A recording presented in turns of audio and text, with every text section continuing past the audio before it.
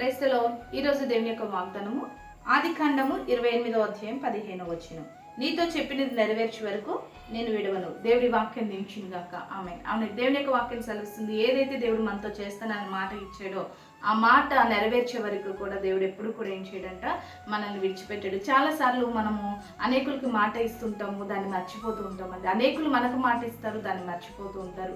కానీ దేవాది దేవుడు చెప్తున్నాడు, ఏదైతే నీకు మాట ఇచ్చినాడో అది నీ జీవితంలో నెరవేర్చే వరకు కూడా నేను విడిచిపెట్టాడంట. మనమే కొన్ని పరిస్థితుల్లో దేవుని విడిచిపెట్టే వరంగా ఉంటాం, కానీ దేవుడు ఎప్పుడు కూడా మనం విడిచిపెట్టలేదండి.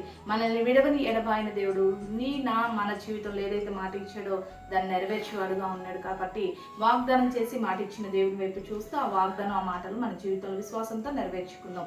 అటు రీతిగా ప్రతి ఒక్కరిని దేవుడు దీవించునుగాక. ఆమేన్. ప్రార్థన చేసుకుందామండి.